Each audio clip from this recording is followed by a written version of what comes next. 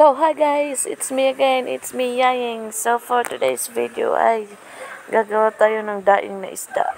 So, ito na nga, magre-prepare na tayo. So, nandito na yung isda. Ito pala yung isda na galonggong ba yan? So, ito na nga at may dudukutin na tayo isa. So, ayan. Before anything guys, kailangan natin na itali muna yung aking buhok. Kasi baka mamaya yung aking buhok ay makain ko na, o di ba? So, ayun na nga, natali ko na nga yung buhok ko. Pero yung mukha ko, ayaw ko talaga. Lalong lumalaki. So, dito na nga tayo sa portion na hihiwa na tayo ng isda. Uy, Yaying, baka mahiwa yung kamay mo. Dahan-dahan lang. Sa tagal ng panahon, ito nga, nahiwa ko na sa gitna. So, ayan guys, bababad ko lang ito sa doon sa ginawa kong ginawa kong suka na may lasuna, tsaka sibuyas, paminta, tsaka asin.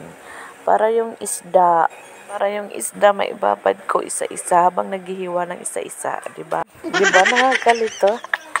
So, fast forward na natin para mabilis tayo, guys. Para mamaya maibilad na natin para sa tanghali ay makain na natin, guys.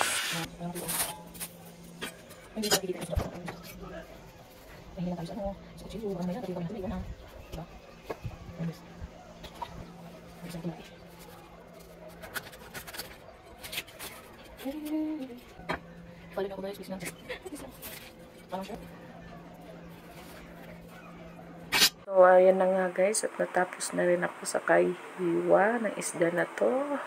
Ang dami kong sugat kasi natamaan ako ng kutsilyo. So, tara, punta tayo sa taas para maibilad ko na to.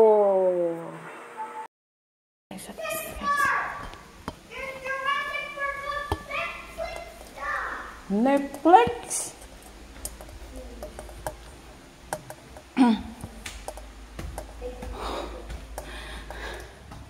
Okay tayo. Dito sa rooftop. Pari ko nagtatagis ka. Ayun guys.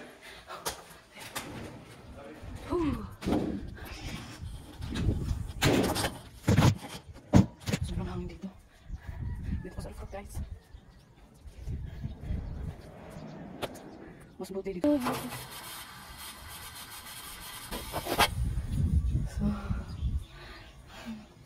ugasan ko na lang ito mamaya.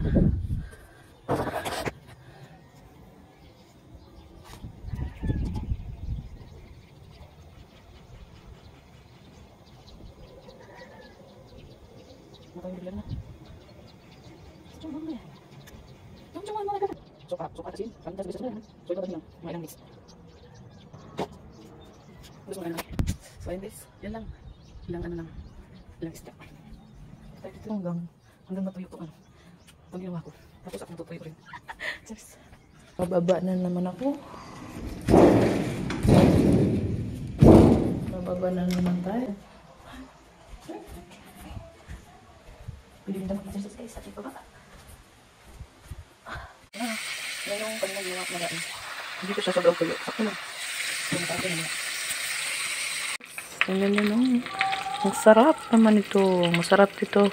Kumain ito pag nasa bukid ka.